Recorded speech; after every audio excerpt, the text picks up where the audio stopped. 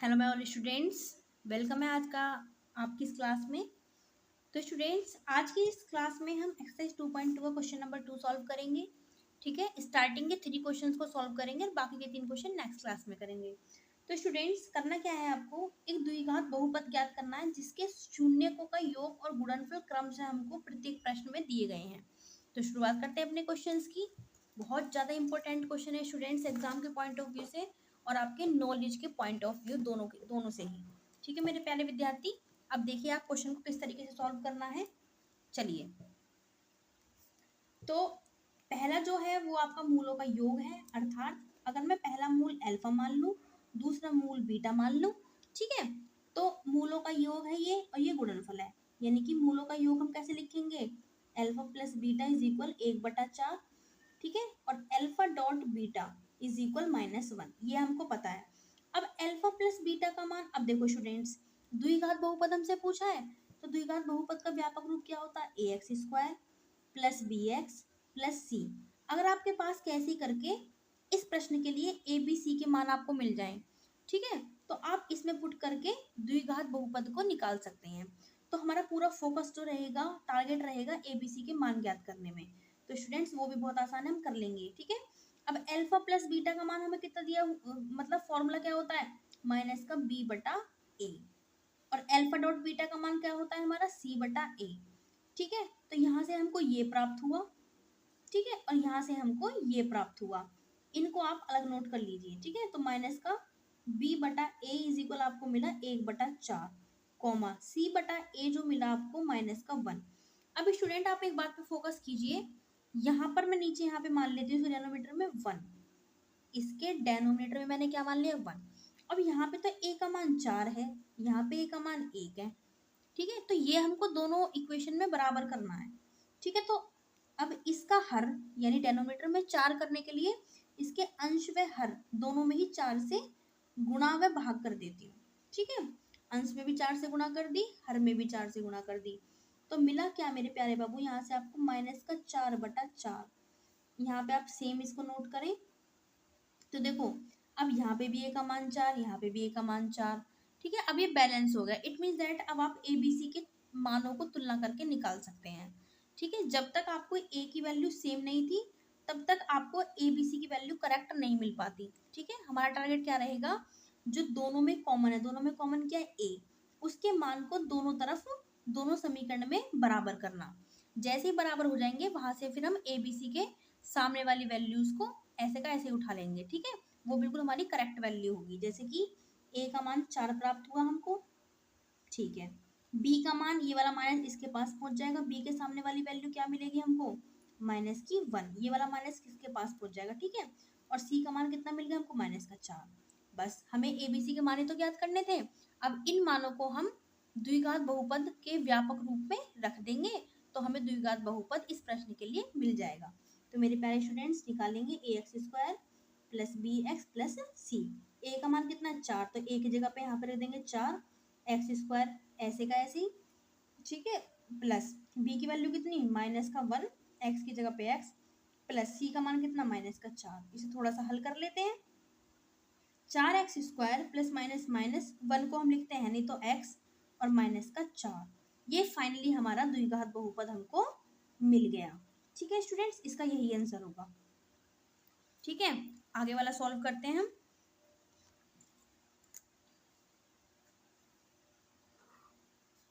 तो स्टूडेंट्स, ये हमारा मूलों का योग है, यानी कि अल्फा प्लस बीटा दे दिया हमको √2। ठीक है, और ये हमारा है अल्फा डॉट बीटा, मूलों का गुणनफल 1/3। तो अल्फा प्लस बीटा का मान कितना होता है, फॉर्मूला क्या होता है, -b/a। हमने इसकी जगह पे ये प्लेस कर दिया, इज इक्वल √2 की जगह पे √2। अब इसके डेनोमिनेटर में कुछ नहीं है तो आप यहाँ पे 1 मान सकते हैं अपने पास से। ठीक है, ऐसा हम लिख सकते हैं। ठीक है, ओके। तो स्टूडेंट्स, अब अल्फा डॉट बीटा का फॉर्मूला क्या होता है, c/a, यानी कि c/a आपको यहाँ से मिल गया 1/3। अब मेरे प्यारे बच्चों, आपका फोकस क्या रहेगा, आई जस्ट होप आपने वो पॉइंट कैच किया होगा जो मैंने इससे पहले वाले क्वेश्चन में आपको जिस पॉइंट पे फोकस किया था, कि दोनों में कॉमन क्या है, इस समीकरण में और इस समीकरण में a। ठीक है, a का मान यहाँ पे 1 है, a का मान यहाँ पे 3 है, तो हमें इस मान को ही बराबर करना है। बराबर करने से पहले हम ABC के वैल्यू यहाँ से हम नहीं निकाल सकते, वो गलत वैल्यूज होंगी, ठीक है।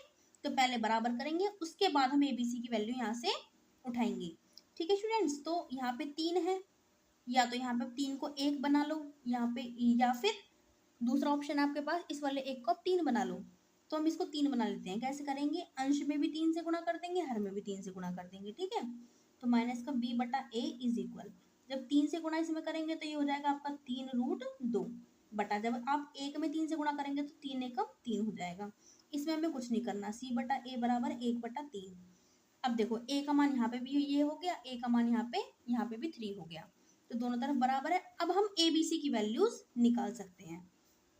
तो a का मान हमको प्राप्त हुआ 3, b का मान हमको मिला, ये वाला माइनस इस नंबर के सामने पहुंचा दो, क्योंकि b के सामने वाली वैल्यू है ना, ये इस माइनस को आप इसके पास पहुंचा दो। तो b का मान आपको मिला यहाँ से माइनस का 3√2, c का मान यहाँ से आपको मिल गया 1। अब बस द्विघात बहुपद का स्टैंडर्ड फॉर्म लिखो, व्यापक रूप ax² + bx + c। अब ABC के मान ये वाले जो है वो इसमें रख दो आप, a की जगह पे यहाँ पे 3 रख देंगे, 3x², ठीक है, माइनस का 3√2 यहाँ पे b की जगह पर रख देंगे, तो ये हो जाएगा 3√2x, c का मान 1।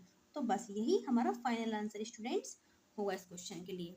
करते हैं नेक्स्ट क्वेश्चन को सॉल्व मेरे प्यारे स्टूडेंट्स, ठीक है। इसमें आपका जो मूलों का योग है वो 0 है, ये जो है आपका अल्फा प्लस बीटा 0, और अल्फा डॉट बीटा मूलों का जो गुणनफल है वो है √5, ठीक है।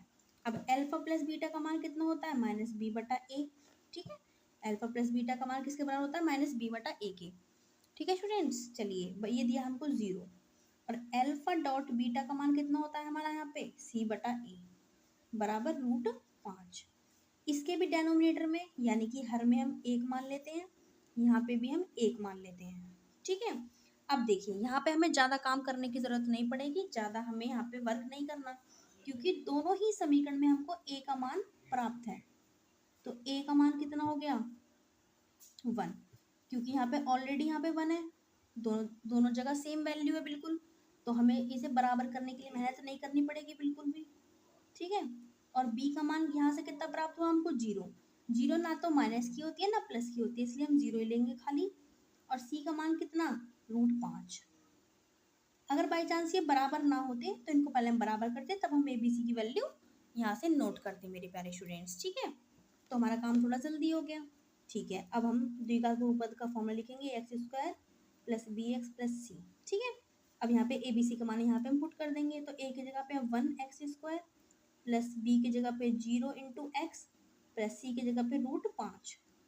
अब 1 को तो हम लिखते हैं नहीं, शो नहीं करते, तो यहाँ पे हो जाएगा ये आपका x², 0 की गुणा आप x में करेंगे तो 0 मिलेगा आपको, प्लस √5। अब 0 को हटा देंगे क्योंकि 0 तो कुछ नहीं होता, √5। तो फाइनली आपका द्विघात बहुपद आपको ये मिला, ठीक है स्टूडेंट्स। बाकी के 3 क्वेश्चन करेंगे हम नेक्स्ट क्लास में, ठीक है। Best wishes for your study and thanks for watching this class. एक ही क्वेश्चन की आपको बहुत शिद्दत से मेहनत करनी है, शिद्दत से प्रैक्टिस करनी है मेरे प्यारे बच्चों, है ना। कैसे मूलों का योग है, इनके फॉर्मूले के बराबर में हमने पुट किया, कैसे हमको a का मान बराबर करना होता है दोनों तरफ, फिर हम ABC के मान निकाल लेते हैं, फिर द्विघात बहुपद का फॉर्मूला लिख के उसमें ABC के मान को रख देते हैं। सॉल्व करने पर हमें फाइनली हमारा प्रश्न का उत्तर अर्थात द्विघात बहुपद मिल जाता है, ठीक है स्टूडेंट्स। तो ये बड़ी बारीकी से आपको एनालिसिस करके कॉन्सेप्ट को समझ के क्वेश्चंस की बार बार प्रैक्टिस करनी है स्टूडेंट्स, ओके। ठीक है, best wishes for your study and thanks for watching this class.